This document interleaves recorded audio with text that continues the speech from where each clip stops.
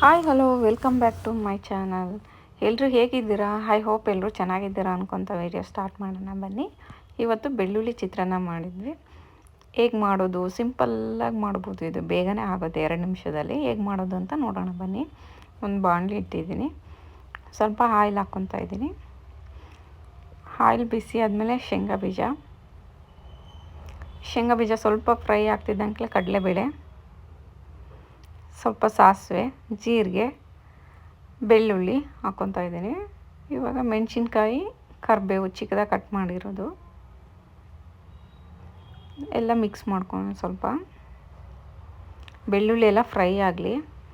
Fry ಆದಮೇಲೆ ಅರಿಶಿನ ಪುಡಿ, ರುಚಿಗೆ ತಕ್ಕಷ್ಟು ಉಪ್ಪು ಹಾಕಿ, ಕೊನೆಯದಾಗಿ ಕೊತ್ತಂಬರಿ ಸೊಪ್ಪು ಹಾಕಿದರೆ ರೆಡಿ ಆಗುತ್ತೆ. ಇವಾಗ ವೈಟ್ ರೈಸ್ ಹಾಕ್ಕೊಂಡು ನಮಗೆ ಕಲಿಸ್ಕೊಳ್ಳೋಣ. ನೋಡಿ, ವೈಟ್ ರೈಸ್ ಹಾಕ್ಕೊಂಡಿದ್ದು ಆಯಿತು. ಇವಾಗ ಚಿತ್ರಾನ್ನ ಕಲಿಸ್ಕೊಂಡು ನೋಡಿ, ಬೆಳ್ಳುಳ್ಳಿ ಚಿತ್ರಾನ್ನ ರೆಡಿ ಆಯಿತು. ಚೆನ್ನಾಗಿರುತ್ತೆ ಇದು, ಬೆಳ್ಳುಳ್ಳಿ ಫ್ಲೇವರ್ದಲ್ಲ, ಏನೋ ಒಂಥರ ಟೇಸ್ಟು ತುಂಬಾ ಡಿಫ್ರೆಂಟಾಗಿರುತ್ತೆ, ಚೆನ್ನಾಗಿರುತ್ತೆ. Thank you.